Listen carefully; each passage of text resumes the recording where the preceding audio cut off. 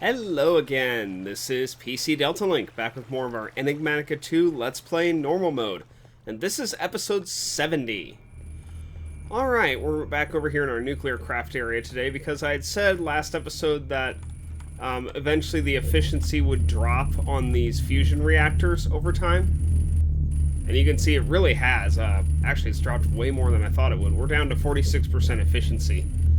The problem is that if you notice, the temperature here is continuing to rise. It can still heat up a lot hotter than this, and I don't know if these can melt down or not, but if so, it would definitely take, clearly, an extremely long time to do so. But we need to fix this. So there's a couple things we can do. One of the things that we can do to start with is actually just turn it off for now. That will help lower the temperature on the reactor. So we're gonna... I might try to start with that real quick. And you should just be able to throw a lever down here and do that. Yeah, temperature is dropping quite rapidly, actually. And our efficiency will actually start to rise as the temperature drops, yeah.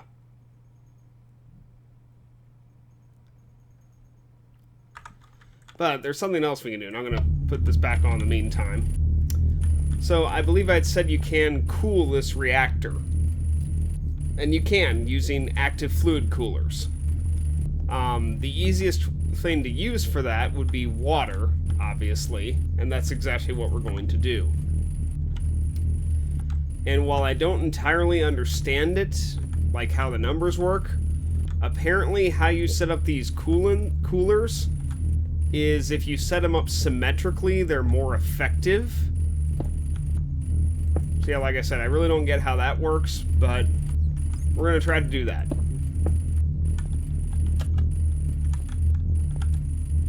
So I'm going to start with 8 and see what I can do. See, the objective is we're not trying to, like, cool this super cold, but we're more so just trying to slow the temperature change down to where it doesn't change as often. You can see the temperature change is actually still going up. It's 27,000 Kelvin per tick. So we gotta find a way to reduce that. There we go. So let's get some active fluid cooling in here, and we'll see if we can reduce this a bit. When I played around with this in the creative world before, this was kind of just a guesstimating thing. You just kind of played with it until you got it right. I don't really know of a hard and fast way to know how many coolers you need or where you should put them. I just, trial and error, I just played around with it until I got something that seemed okay. Okay, get a little bit more of that. Okay, so let's take a look at the temperature change now.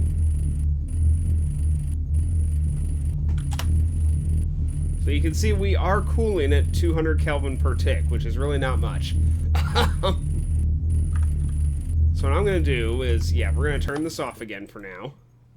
Because I really need this to be at a lot cooler temperature to work with and to figure out potentially.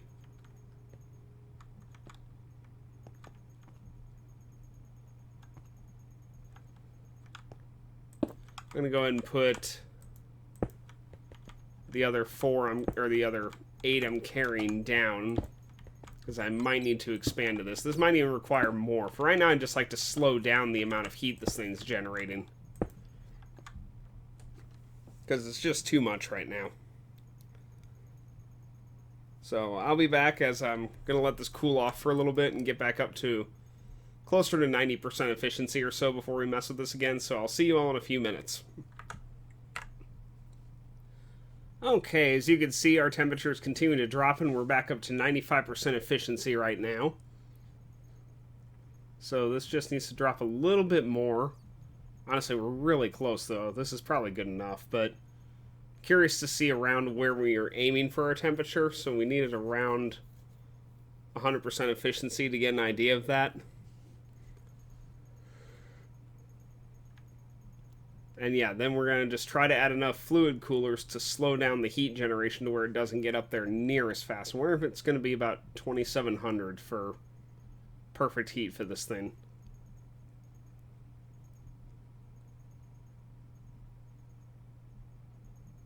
Oh, maybe not. Nah, it's taking too long to get that to 99.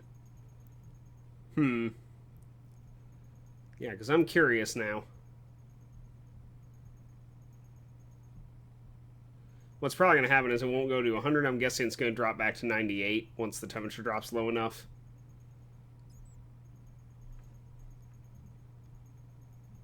Oh, come on.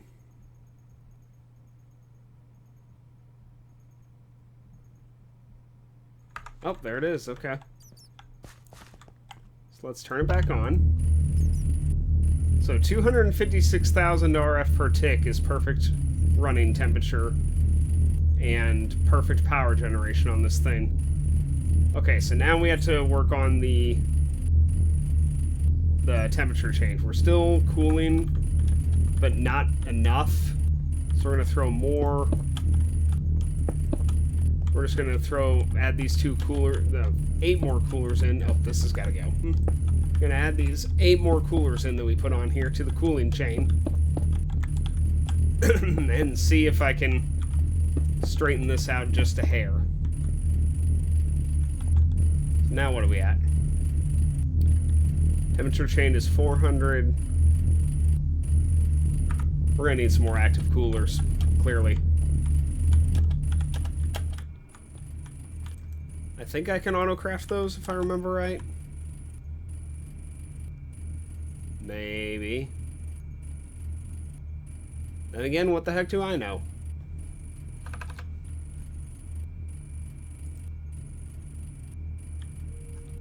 Okay, well, let's do this then.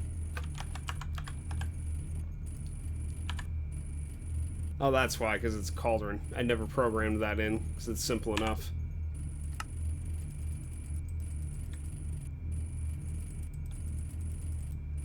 Drop 16 back in there.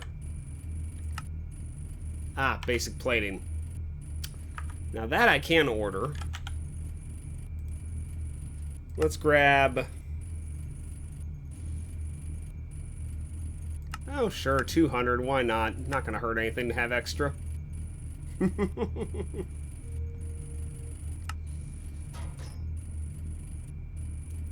do we make it? Oh, graphite ingots. Okay, that makes sense.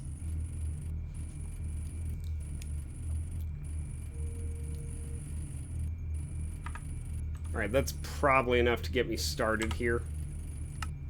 I'll add this to our auto-crafting system between episodes.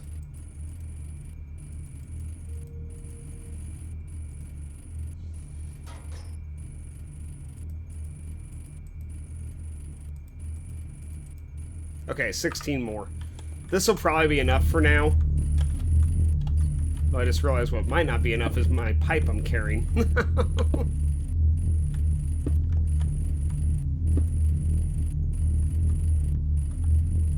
No, what? Sure. Just throw 4 more down on each side. This doesn't use that much water per tick, and as we already know, sinks are incredibly powerful water generators.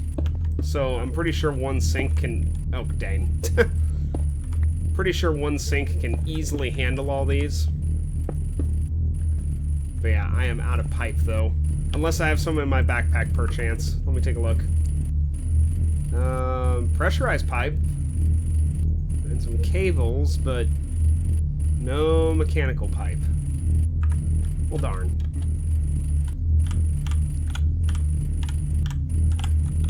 I really need to get an elevator in here. Okay, let me get...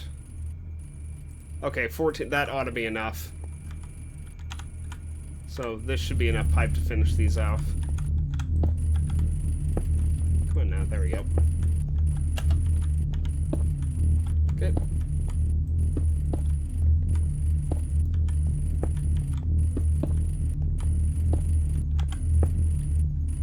Okay. These are maintaining water, so now what are we at for temperature change? So yeah, Ooh, actually, this is good. The fact that our temperature is still... It's not really going up, it's staying stable at 100%. Okay. Well, I think it just went up by 1. But still, much, much slower. This is much more manageable and will require far less intervention from me. Yeah, it just went up again, but very slowly now. So these coolers are definitely helping that. So... yeah, I mean, you can use more effective coolers, and of course, rules don't really apply here. You know, you're not against a reactor casing or reactor cell or any of that down here. But the reason you really probably just want to use water is it's the easiest thing to get. I mean, you're not going to have massive supplies of probably molten redstone or lapis to pump into coolers like this, but water's pretty easy to get. Okay, so what are we doing next, now that the fusion reactor is done? At the moment, I am not planning to build a second one, at least certainly not anytime soon. Excuse me a moment. Sorry, I had to cough there. Okay. So yeah, I'm not planning to build another fusion reactor anytime soon for how much work that takes and how many materials it takes. And honestly, the power that thing's giving off alone is quite impressive. So... there is one more reactor in Nuclearcraft that we have not built yet. I'm a little unsure of starting a project of this scale, to be honest. Because the last thing that Nuclearcraft has... and let me pull up Nuclearcraft here. Nuclearcraft has a molten salt reactor. And... this is part of a multi-machine system, and it involves the molten salt reactor, the heat exchanger, and the turbine. So all this together, you basically run fuel through the molten salt reactor to generate hot coolant that you use to actively cool the salt reactor. You take that hot coolant from there and run it through a heat exchanger, and the heat exchanger cools off the coolant again and cycles it back through and heats up water into steam. And then that steam is used to turn the turbine rotor and blades and whatnot and generate power. So there's a few reasons why I'm not really keen on doing this. I think I'll do it anyway for the sake of completion, but the math on this is... some of the stuff that we're going to get for this is pretty complex. It was almost enough to scare me away. I almost considered just skipping this entirely. But I've decided I think I will go ahead and give it a try just because I have never built one of these before and I kind of would like to see if I can do it. So we are going to need a bit of a new processing area because some of the stuff we need for this, like, let me give you an idea just on some of these things. There's a couple items involved in the salt reactor alone. I haven't even looked at the heat exchanger yet, but just the molten salt reactor alone that are items we don't have yet. So let's look at the heater first, or not the heater, the fission vessel first. So, you know, elite plating. So, of course, this goes back to our crystal binder, which that needs that calcium sulfate solution that we made a while back. That pain in the butt that was. So that's something. But that's the zirca alloy here. So pulverized tin with zirconium dust in order to get zirca alloy. And of course zirconium is from crushing diorite. So that's not too bad, but it's just something that we don't really have. Especially in mass quantities, we certainly don't have it.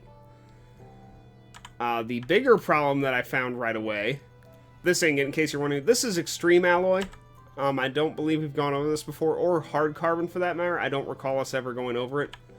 Hard carbon comes from diamond and graphite, so that's not bad in an alloy furnace.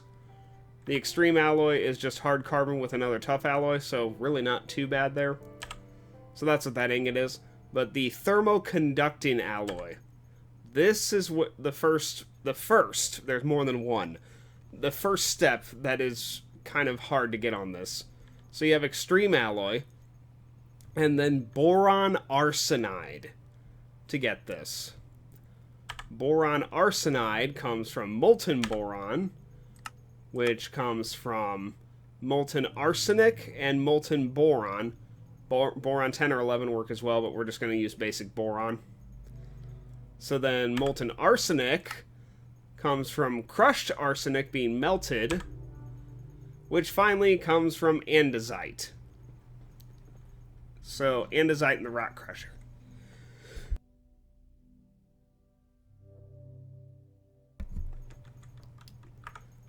Okay, so that's the first step that's bad. The next step, and we are only going to do the basic fuel on this reactor, because there is no way I'm ever getting into a higher tier version of this salt reactor. So the fuel for this, let me find it, that we're going to be using. You remember before, LEU-235 was our basic fuel. And then here is the fuel we need for this molten salt reactor. Molten Flibe salt solution, LEU-235 fluoride fuel. So in order to get this stuff, in all its insanity... So let's go through this. This requires a salt mixer, which we have not made yet. And it's going to be combining molten Flibe salt solution uranium-235 fluoride with molten Flibe salt solution of uranium-238 fluoride. You can also just combine it straight as a fuel. But let's just go through... Let's start with just the molten Flibe salt mixture, because we're going to end up using this probably at some point. Actually, let me see. Which was the best way to do this?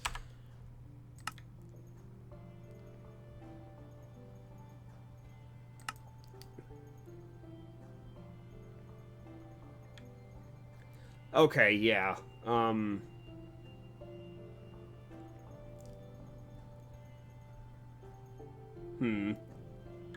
Yeah, some of this is just, see what I mean? I'm getting confused already. Well, hang on, I did write something down. So let me see here. Let me try something. Nah. Hang on. I'm sorry, guys. Yeah, I'd said this was a big undertaking, so let me see here. I wrote this down a little bit, so... We need molten uranium. And then we run that through a chemical reactor. Here we go. Here we're getting somewhere. So the molten uranium, we melt down uranium, run it through a chemical reactor, add fluorine, and we'll go back and get some of this in a few. I just don't want to go off on a tangent right now that I've found the solution to the order here. So add fluorine to the molten uranium. This gets molten uranium fluorine. You use this in a salt mixer with the molten Flibe salt mixture to get molten Flibe salt solution of uranium fluoride. And this gets centrifuged out into its two component parts here, uranium-238 fluoride and uranium-235 fluoride. And this is used together to get the molten Flibe salt solution of uranium-235 fluoride fuel. So there you go. That is the chain to get it. And I'm sorry that was very bad on how I presented that, but it's the best I could do on that. So now let's go through this a little bit. So yeah, we need fluorine, which that's something we've really never gotten before either. So the recipe for fluorine, you have two ways to get through a chemical reactor. And you can either do oxygen difluoride or sulfur dioxide, but of course that's difluoride, so you need fluoride for that. So really, you can't really use that starting out. So the best way to get it is going to be using an electrolyzer, which we've not really used that before either, to split hydrofluoric acid into hydrogen and fluorine. And hydrofluoric acid, we've actually seen this before. This is that green crap when I was trying to get the calcium sulfate solution. So we can get that. That just comes from... Actually, these all require fluoride. So, yeah, the only way to get it, at least starting out, is sulfuric acid and fluorite water. And the fluorite water comes from water and crushed fluorite, which comes from our rock crusher from diorite. So, yeah, okay, that's that step. So let's move on to the next component. where is it? Here it is, the Molten Flibe salt mixture. This is the other thing we had to create. So that comes from molten lithium fluoride and molten beryllium fluoride. You see this where the flibe comes from? Li lithium and Be beryllium. So, yeah, there's that. And of course, lithium fluoride and beryllium fluoride are pretty self-explanatory, just your molten stuff with more fluorine. Because of course. And beryllium, and we've seen fluorine at this point. Beryllium and lithium we've seen at this point. Comes from... well, if I can find it. Yeah, here we go. Beryllium dust, which is from the rock crusher from andesite. So that's the stuff we need, and that's just for the molten salt reactor. And of course, we don't have the infrastructure set up to build any of this, especially in mass quantity. So I was originally going to plan to wait a little while to start working on a smelting area overhaul, but I think this might have forced my hand early, and we might have to do this ahead of time now. So one thing we are going to have to do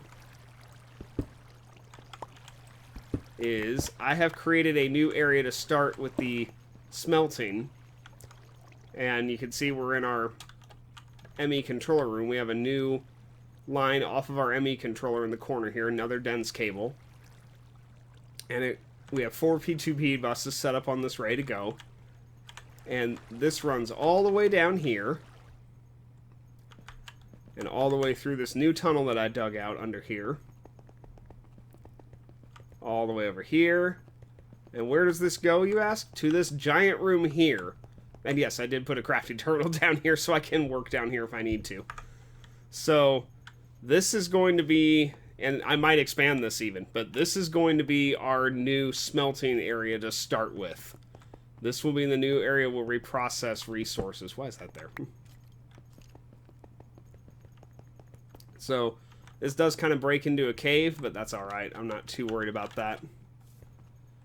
But this is right outside our drill room.